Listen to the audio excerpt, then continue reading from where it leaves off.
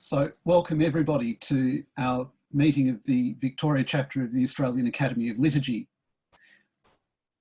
This year has challenged many of our settled assumptions about worship in Christian community. Here in Victoria, we have had one of the most severe lockdowns in the world, which has included the closure of churches. For many people of faith, this has marked a rupture in relationships in church communities and has marked a period of time without access to the sacraments. Through the last few months, our chapter discussions have explored some of the questions this experience raises. We recognise that there are implications for this in broader questions about the mission of the Church. What comes next? And we also have explored critical views about online celebrations of the Eucharist. Today's presentation moves into broader questions about community trauma and grief and how church communities support change and reconstruction after the disruption that we have experienced. We are privileged and joyful to welcome Tanya Witwer, who is joining us from South Australia. Today's presentation arises out of her paper, Pastoral Considerations for a Pandemic, which began life, I understand, in Tanya's involvement in a committee dealing with questions of what to do with the pandemic just when COVID was indeed very novel. For those who aren't familiar with Tanya, she's worked in community service and the environmental sector and in population health as a chaplain, counsellor, training facilitator, ministry associate, manager, program director, lecturer. Really, the list goes on. Rather refreshingly for a presenter in the Academy, she's a self-confessed church nerd and loves liturgy, loves preaching, even loves listening to others preach. And she has a passion for pastoral care. Tanya was until recently the postgraduate coordinator at the Uniting College of Leadership and Theology, which is part of the Adelaide College of Divinity and Flinders University, and she is now a lecturer in pastoral theology there. Her previous teaching was in public health and counselling and psychotherapy at the University of Adelaide. Tanya's key research interests are in homiletics, pastoral care, formation, power, violence, and women in the church. And she is fascinated by all manner of things and so delights in multidisciplinary research. She lives in the Adelaide Hills with her husband and a family that has elastic, happily not ring of steel borders. So Tanya, it's a real joy to welcome you and to hand over to you to lead our discussion. Kieran, and I would like to begin by adding to your own acknowledgement that I'm speaking to you today from the land of the Kaurna people of the Adelaide Plains, and I'd also like to invite those of you who share my circumstances to join me in recognising that as immigrants to the country I call home, I benefit from the colonisation of this land and have a shared responsibility to acknowledge the harm done to its first peoples and work towards respect and recognition. So may our time together be part of our work towards our ministry of reconciliation.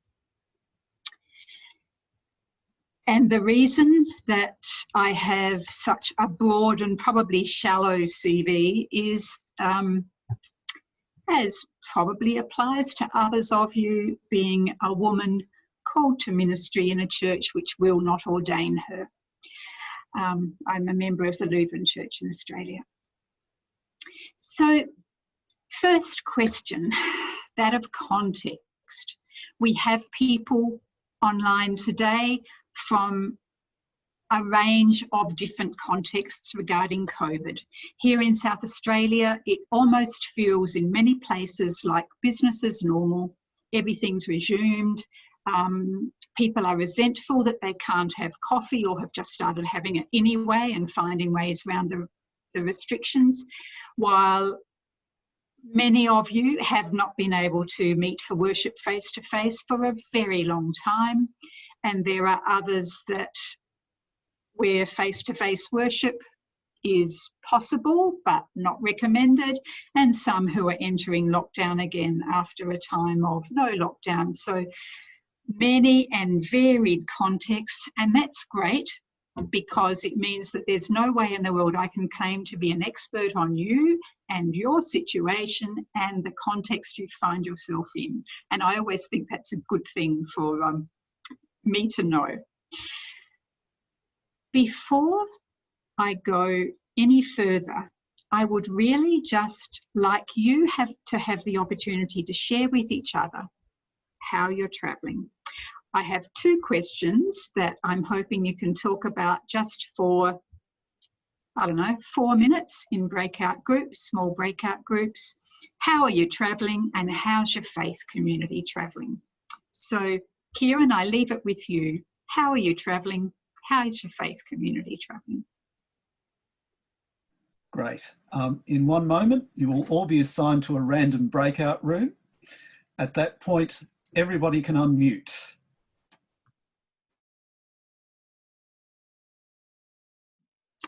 Now, this next little bit is going to look a bit familiar to people like Annika, who was on a presbytery meeting some time ago with me, but I just want to put in a bit of theory, okay?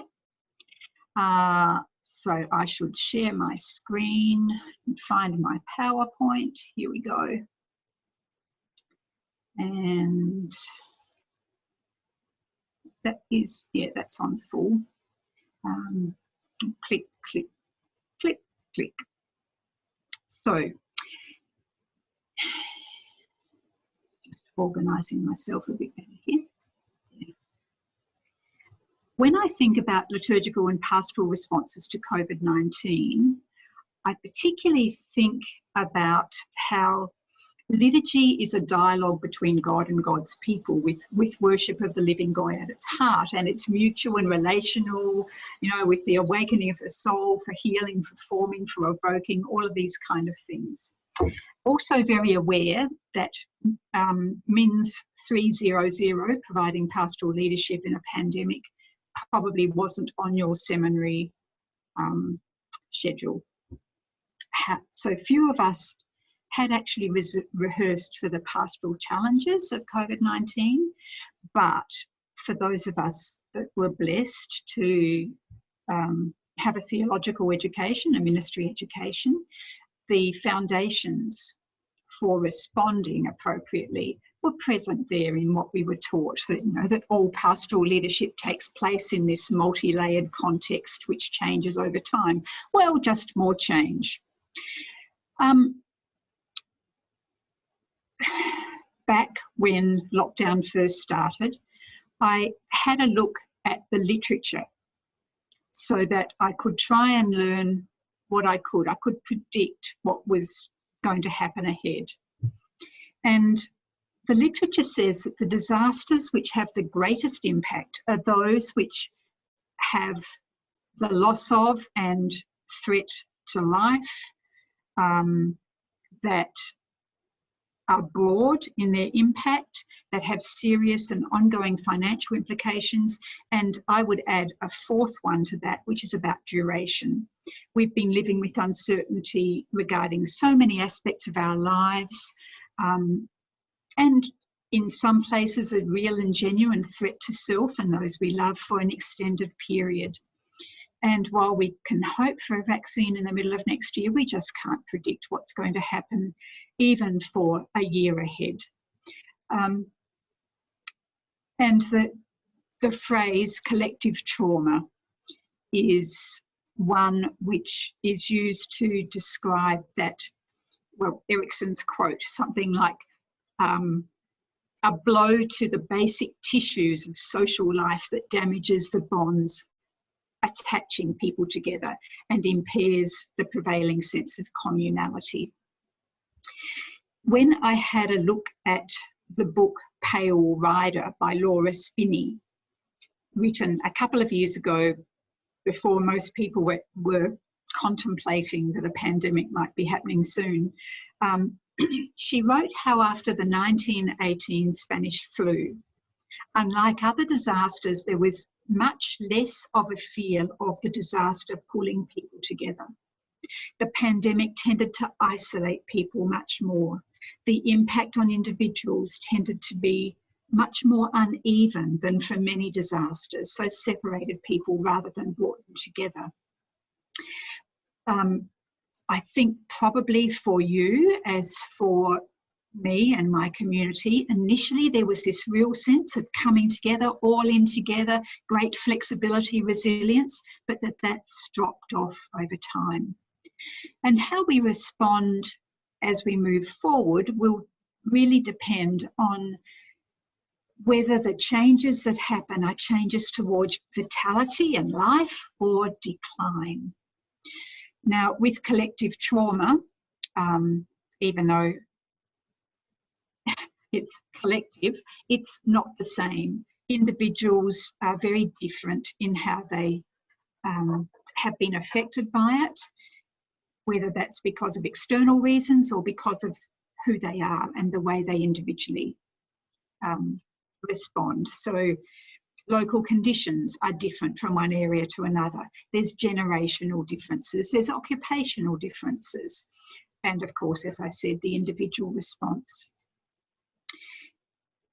When we look at literature on recovering from disasters, on healing from collective trauma, there's a number of sites that have various versions of a graph on sort of what that healing looks like, how well-being will go over a period of time.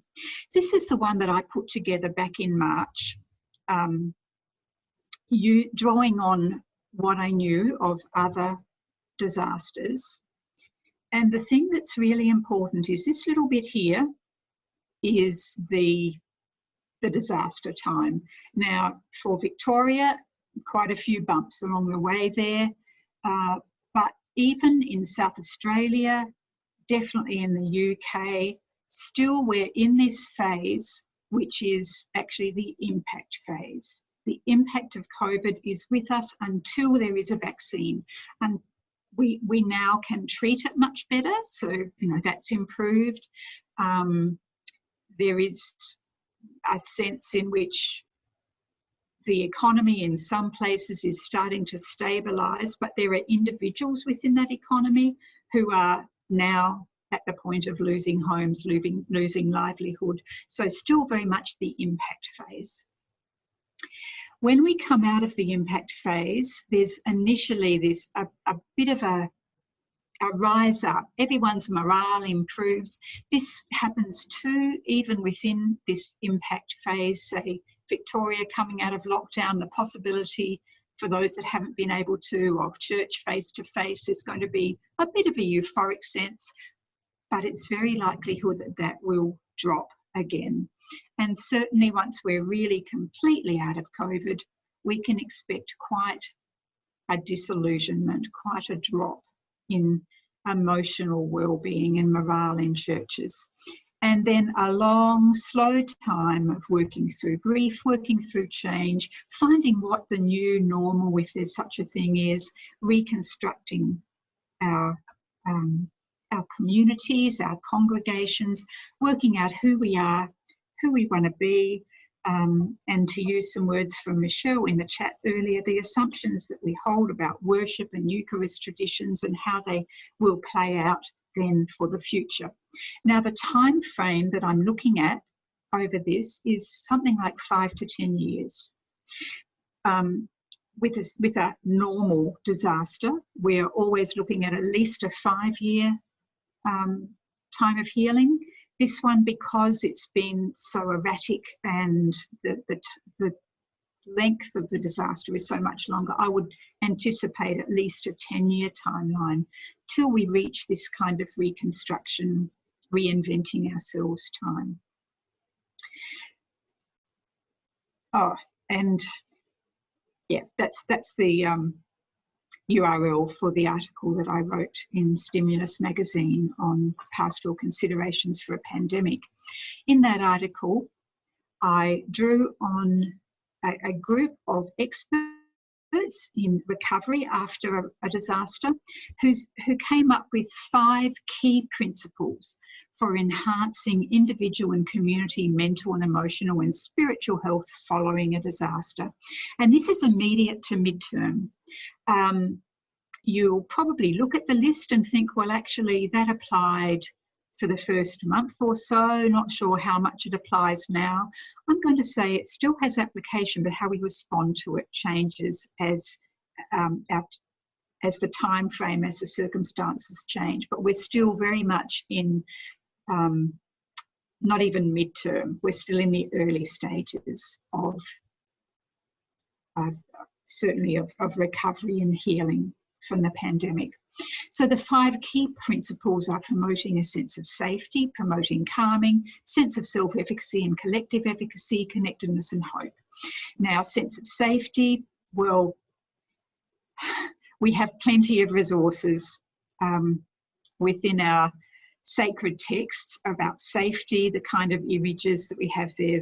Promoting a sense of safety within our liturgies will be drawing on the images of the one who provides care and security to the vulnerable.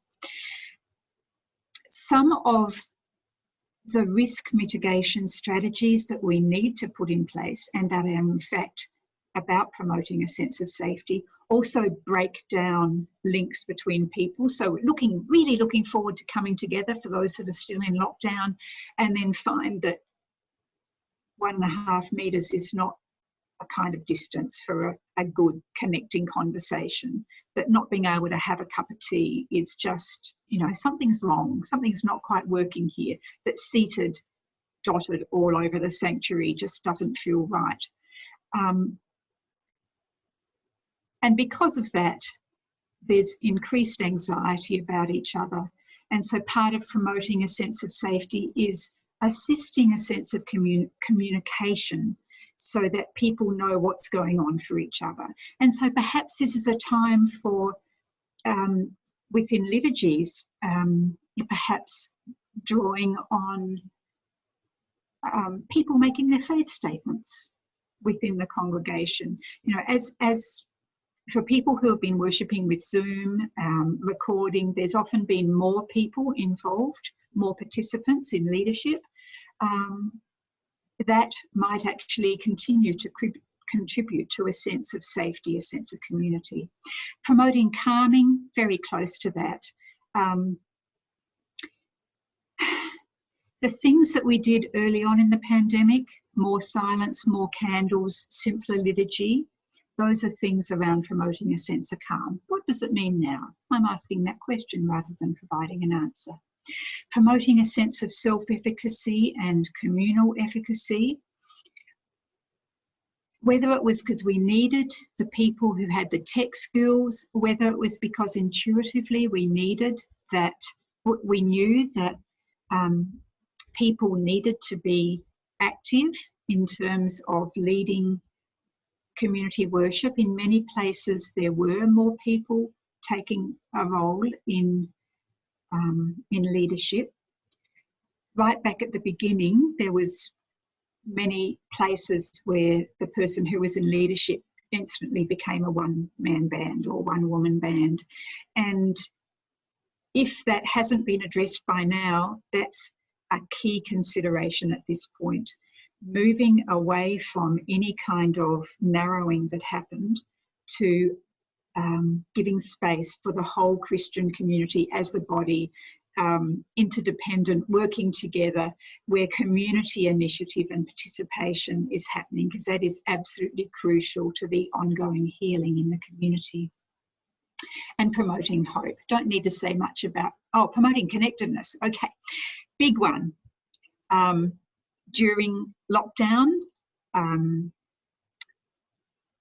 churches that started off with very slick, beautiful recorded services because they had the technology, they had the people who could do it, often found that connectedness was breaking down, that it wasn't sufficient for people to watch something pre-recorded or even something streamed. And so many places started doing Zoom coffee hours and things like that. How the connectedness between people is promoted is so different in different communities. I can't tell you what worked for you or what will continue to work for you. All I know is that this is something which is going to be absolutely vital for the next 5 to 10 years. Patterns have broken down. People have stopped attending church every Sunday. You know, initially we had more people attending our online services than ever we saw coming through the doors. And now in South Australia, in many places, there was an initial peak in who attended face-to-face services, and now numbers are dropping off. I'm trying to think, in my own community, I reckon it's about 12% loss compared to before COVID. It'd be interesting to see what happens over the coming months.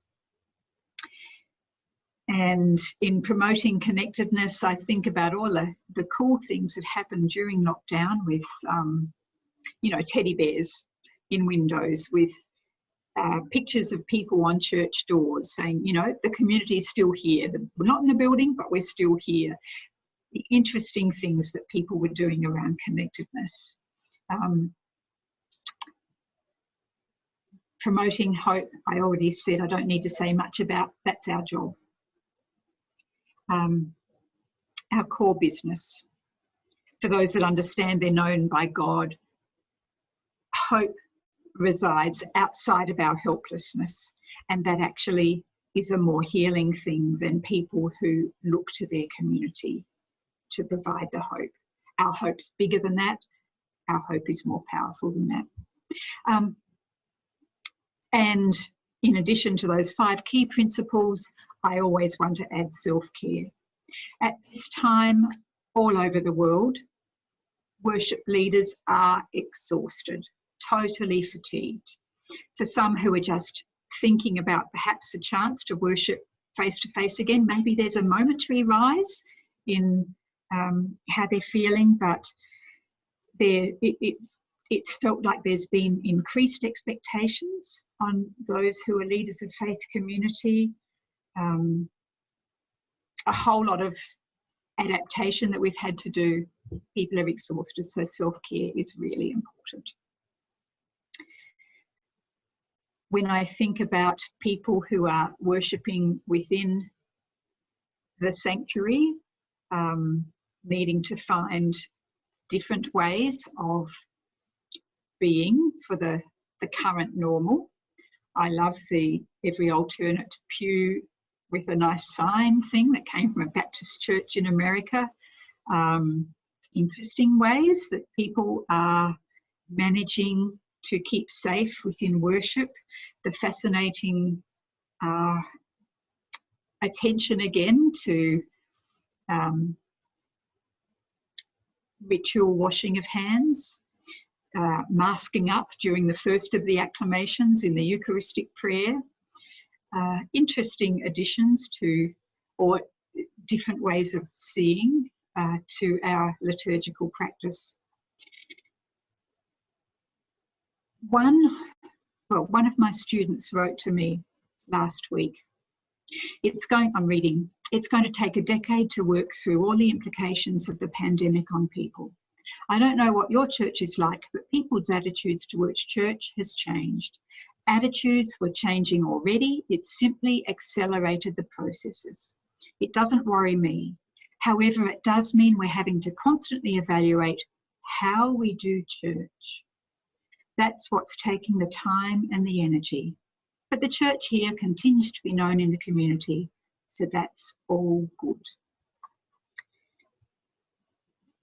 There was a survey done by a woman in America, what's her name? Christine Longhurst, and I can send Kieran the link to her research if you want to use it. She was doing her research in May, so fairly early on, and amongst the challenges that were found to be pretty common, apart from leader fatigue, was the loss of connection, the loss of habit, increased expectations I've named already, but the good things, broader leadership, broader worship leadership, bringing generations together. Often in front of a screen, there were more generations than usual at a particular church service.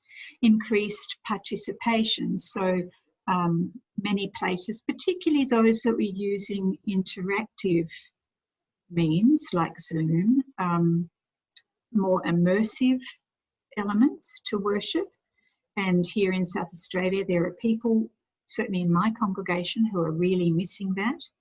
But immersive elements have been included even in printed materials. So where congregations chose to print a worship at home thing, often including an immersive element. Go into the garden, find some leaves, use this as part of the worship thing. And increasing outreach. My congregation has been worshipping in the sanctuary for many Sundays now, but we are continuing Zoom, and we're actually streaming that part of the worship that kind of works to be streamed, and then coming together for the Lord's Prayer and blessing and discuss and having a chat just on Zoom. But it means that we have people from 4 hours in one direction, 10 hours in another, 8 hours in another, all joining us for worship. People who had a connection with the congregation previously and haven't found a way to connect locally during this time. And there are certainly congregations where there are people who joined them during lockdown who hadn't been seen for years.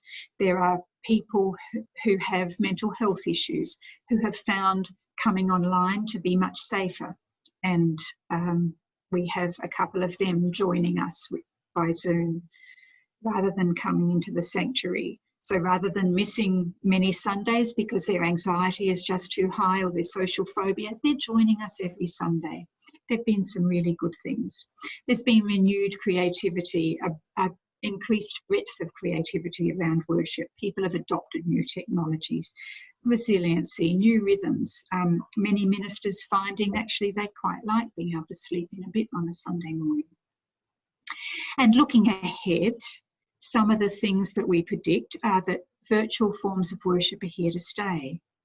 It may be that small congregations that were struggling to put together worship for each Sunday are gathering together to watch streamed worship together and then have community activity together following that time, as well as places providing online worship because they found the outreach to be really significant.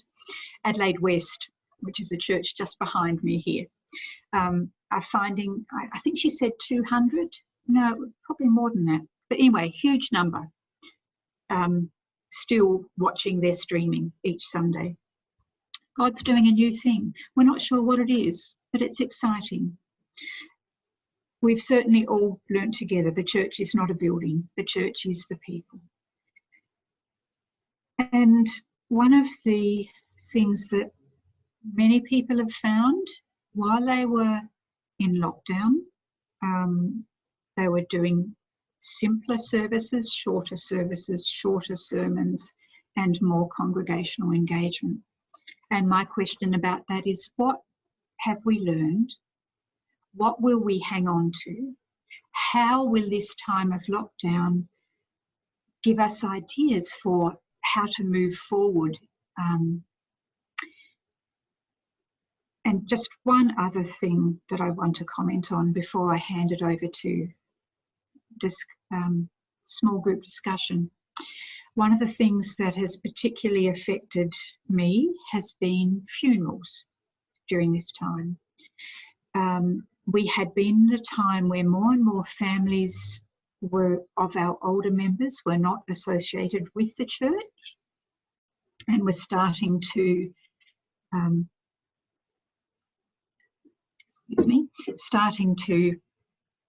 not include the church in the rituals around the death of their family member. That's accelerated much more, as far as I can see. And so we need to be thinking about how do we as communities just seize the opportunity to celebrate those people that were part of us with memorial services, not waiting for the family to invite us to do something, but just doing it because that's who we are. And how can we be offering our ritual leadership to families in a way that, I don't know, connects again? Is that possible? Has that role gone for many people? And something that I noticed with when we could only have 10 at funerals, many people really appreciated that small, intimate funeral. Is that one of the possibilities that we can be offering, where there is something for the family and something for the community as two separate things? Is there benefit in that? Have we learned anything about weddings by the small, intimate wedding? They're just random thoughts as we go. So we're all preparing to eventually accompany a grief and disillusionment phase. But the things that I'm really interested in having you discuss, I've got 5 questions here. Pick one, pick any. And I'll try and paste these into the broadcast to the chat rooms so that you can see them there. But it's up to you which, if any of these, you talk about. I wonder what changes were made to your liturgy during lockdown. I wonder which of these you anticipate keeping. How are you going to not just go straight back to what you did before, or straight back to what you did even years before, because as if all that time of developing as a community in the middle didn't happen? What creativity has been unleashed by COVID-19? What's this unusual time led you to discover about yourself and your faith community? And has this time created the space to think about different models of ministry that actually might be more appropriate for your regular people, for the broader community? Yeah, so those are my questions. So Kieran, back to you.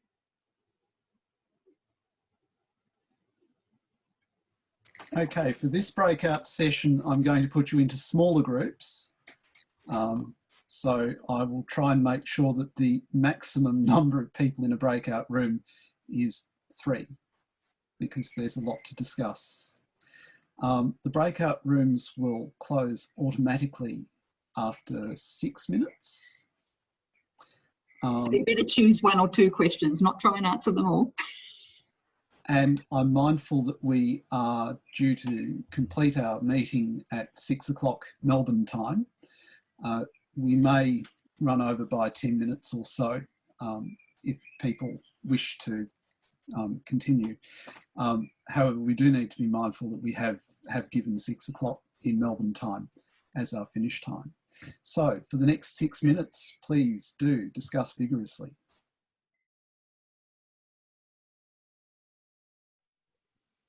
Thanks, Tanya. Same graph for talking about fire recovery, so it was interesting to hear it from the code. Yeah.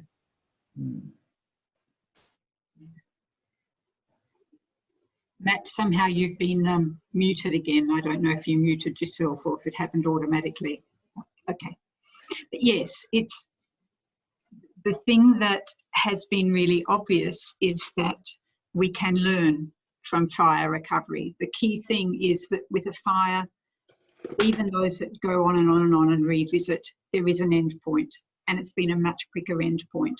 And so the process of recovery for a pandemic is just going to be that much longer.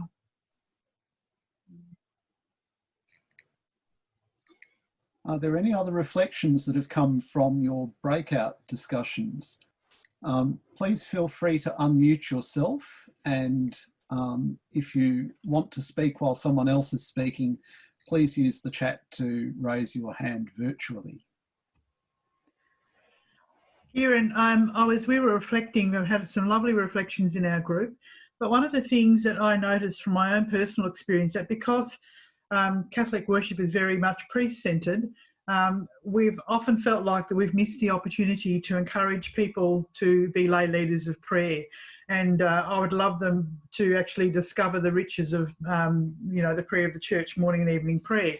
But I think what we've found now is that in some places we've had people from, 9 or 10 or 8 different parishes joining in for an evening prayer ritual every couple of weeks. That's now on hold until Advent, but it's been fantastic. And although the priests have been there, everyone's sort of taken a turn at doing things, and I'm very grateful to the parish that had actually kick-started that. So it's been a wonderful, just a wonderful spiritual connection with people from other parishes. So I'm hoping that that will continue, because here in the country, if you have to travel some distance at night, people are reluctant to do that. So, I think a mixture of the physical worship, of course, we want to be physically reunited, but also I think the online stuff in some way or form, whatever way that happens to be, is here to stay, and I think that's a good thing.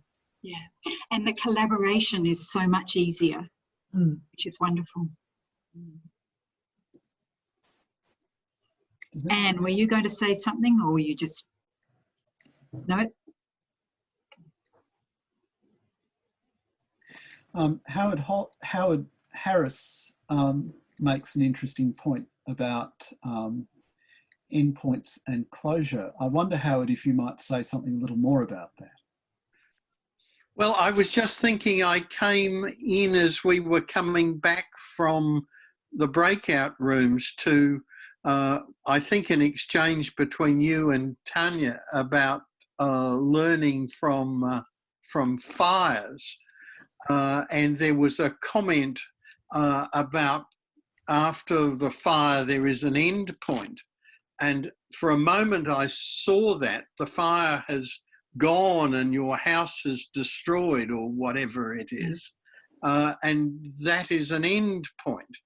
But then I went on and thought that there are people who I expect still years after some fires are saying something or other has to happen. We haven't yet got closure. Yeah. And I was wondering what that will mean for Christian worship. Will there be people who think that the crisis is over? I go back to Tanya's very complicated graph with the line that wobbled up and down. Yeah. And if it was going to take 10 years, I suppose one could argue that it didn't matter whether you started after 6 months or 9 months or 12 months. From 10 years on, it was going to look, there's been a lot of talk about 2020 was the bad year. So when will we... If I can come in there. Yes, with a fire, it ends. The fire is put out. There comes a time where even the underground fires and the fence posts are cool. But the actual impact of the fire goes on and on and on. From the fires of last summer, many people are still homeless. Certainly, much ground is where it was hottest. There's not even the little bit of spring growth because everything was decimated by that heat. And so the healing from that, the trauma continues, and the healing will take a long time. With COVID, we have been exceptionally lucky here in that the trauma has not been as great on us as a community. Certainly it has been on individual families, but on the broader community, no. And there are many our faith communities that have been quite protected from it. You know, pensions have stayed the same for those that are mostly older people, for example. So there hasn't even been the financial impact. Yeah, sure, there's shops that are closed in town, but that's happened before, you know. But as there has been a change within our community, a change within connection, people have been impacted in different ways, which has driven wedges between people. And so that's why I'm saying this is a 10-year process. There will be a time where I think we'll be able to look back and say the impact of COVID is no longer rocking us. You know, we're no longer on a boat going up and down, but that's a long while in the future. However, that thing about people will be looking for an end point. I think part of healing is actually celebrating waypoints. Churches who come together to celebrate that it's all finished, hurrah, hurrah, are probably jumping the gun. But churches that come together to say, this phase is finished, what's coming, what's the new ahead of us, will be well served. I see Colleen O'Reilly has her hand raised. So, Colleen. Yes, I was struck by the comment about funerals because, as people know, the trend towards so-called secular funerals, funerals in the funeral parlour, even if we take them as clergy, has been rushing onwards. And I suspect that's going to be one of the biggest, one big outcome will be the loss of the possibility of a genuinely Christian funeral. So people are going to need to specify to their family, I want my funeral at St. Blog's. And I think that's going to have to be something that we'll teach people, you know. I think you're right, but unless the family is respectful of those wishes, it might not make a difference. No. Sharing one experience, my friend had specified where the funeral should be, who should take it, what she would be wearing, what was going to be on the coffin, and she had actually written out the liturgy and done everything except written out the sermon, and she would have done that probably if we'd given her a bit more time. But the family chose to have none of that. So as a congregation, we decided, okay, we will. But the family said, no, it is not a funeral, it is not a memorial service, you may not call it that, and we don't approve and do not mention our names. So we had a thing, and we just said it's a thing. It's a thing for her. Yeah. Really like your image, Michelle. Sometimes the fire cracks the seed to allow new life to bloom. That's what I'm really hoping for. You know, I've said the choices we make at this time are between vitality or further decline. How are we going to find that vitality? Where is it? What can we seize? Linda, I'm not predicting. Just to clarify for those who won't see the chat, because this will be on a video, Linda's question is, in Melbourne's lockdown, how do you think this will affect our churches into the future? Well, Linda, welcome to the Academy. Membership is open to all, and we would be delighted to welcome you to our ranks. Stay tuned. Learn from each other, you know, look around, what's fun. That was one of the wonderful things about online stuff. People could church hop. Some people went to 5 or 6 different worships in a day. You know, learn from it. I wonder, because this is a question that was raised by a member of the chapter who was giving an apology and an extended reflection. And the question was around access to sacraments and community celebration as a sacramental thing in itself. How does this, is this part of our church's brief to provide not merely connectedness, but hope? What role does the reconnection to sacraments play in the way we recover collectively from what we've experienced with COVID? How long is a piece of string? Yeah. How many different individuals have such different responses? Different communities have such different responses. I have there's a student of ACD who at the moment is writing a thesis on sacramental sausages, because gathering in the park when it was possible for sausages on a bit of bread, she could see was sacrament for the community that was coming into being. Can we release ourselves from the restriction of the things that we've learnt and the things we've always done to see what new things God might be doing? New ways of celebrating, new ways of recognising how God is present and working with each of us. Yes. Unless anybody else is going to raise a hand. Fiona, did you raise a hand just then, or were you brushing hair away? Oh, I was just saying that our group really focused on the simplicity and how that's really allowed us to sort of savour things differently, and also the prayer groups that have sprung up that wouldn't have actually sprung up before, because, as Sophie mentioned before, we're quite focused on the Mass as Catholics, and this has actually allowed us space to actually really unpack our prayer differently. And so we've found in our parish that there's a really strong prayer group now that meets regularly to savour the scriptures for Sunday. So yeah, it's been really positive in lots of unexpected ways. I read an article, I can't remember whether it was from Europe or North America, but about the Catholic Church and how COVID had really accelerated what they were calling anti-clericalism. I would prefer to give it a different name. I would prefer to give it really accelerated the community of the saints, the fellowship of all believers, the actual activity of the assembly in the groups they have chosen with the activity that they've shaped for themselves. I rejoice in that. Yeah. Our priest is very empowering, so his idea is not centred on himself. It's about animating the baptismal gifts of the people. So this has actually been a great opportunity to do that more. The priesthood of all believers. Yeah. Wonderful, thank you. Beverly.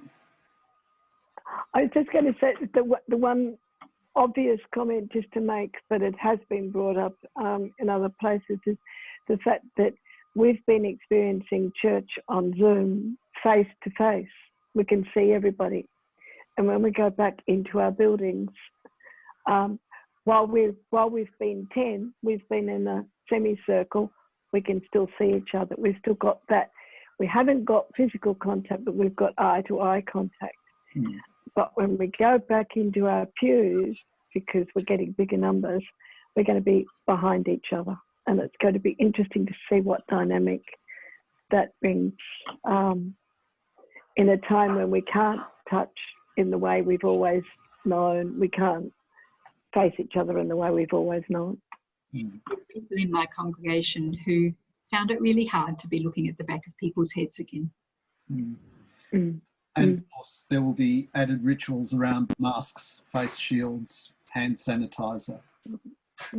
And it leads me to think about some of the rituals that we have where we're given the theological justification for why they're part of the Mass.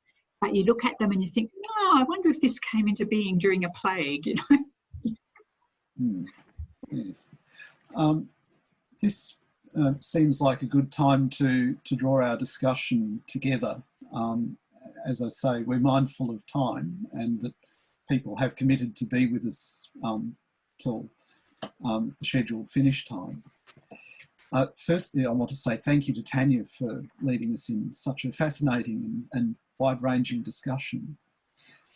It's a real joy to welcome you and to welcome you as a collaborator across borders that are presently closed, that is between Victoria and South Australia.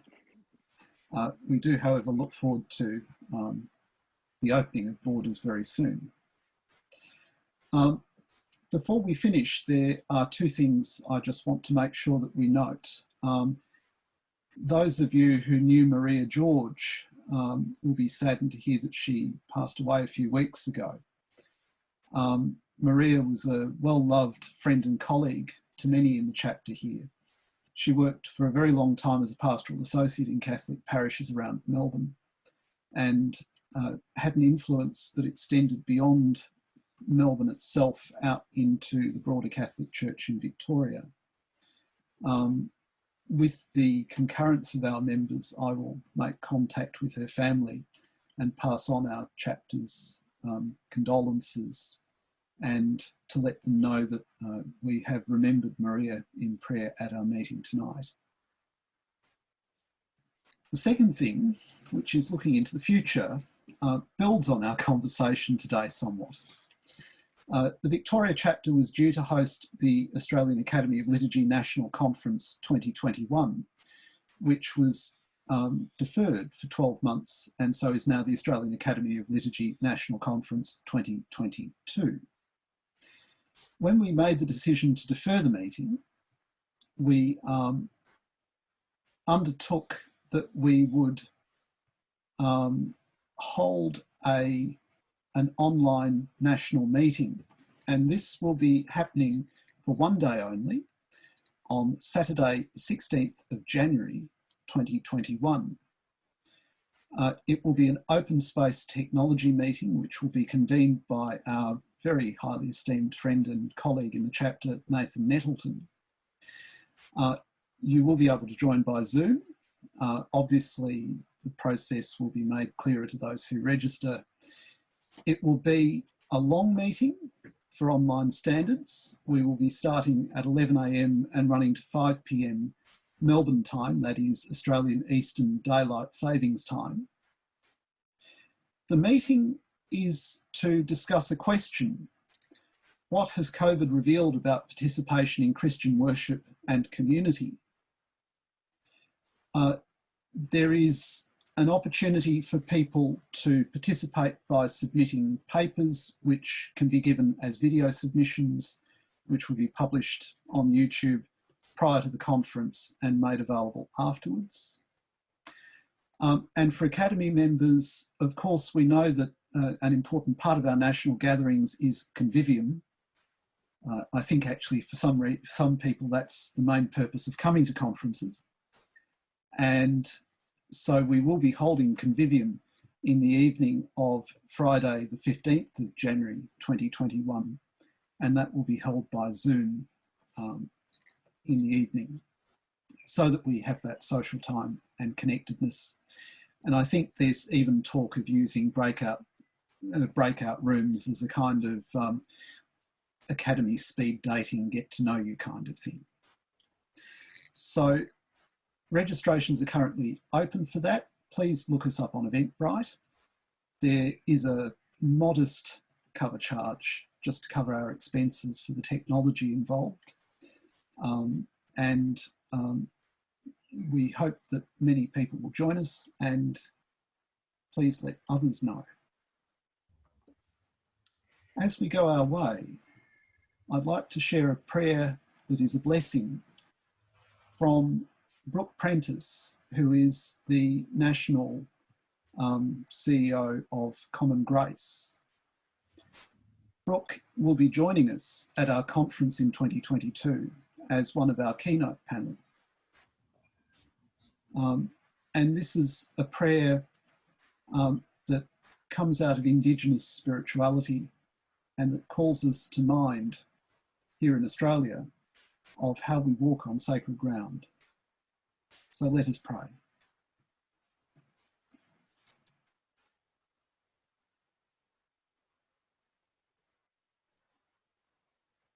May our footsteps on these ancient lands remind us of creation and connectedness in our search for truth. May the gum tree, from its roots to its branches, remind us to dig deep and reach high in our action for justice. May the eagle who soars in the sky remind us of the power in our call for love. May the expanse of the lands and seas, of the sky and stars, remind us of God's timing in our faith and hope. May the Holy Three, Creator Spirit, Lord God, Papa Jesus, remind us of community. Now with grace, mercy and peace, let us go forth in truth, justice, love and hope. Amen. Thank you everyone for joining us. It's been a real joy to have you here. And as we go our ways, I hope that wherever you are, you can build connectedness and hope.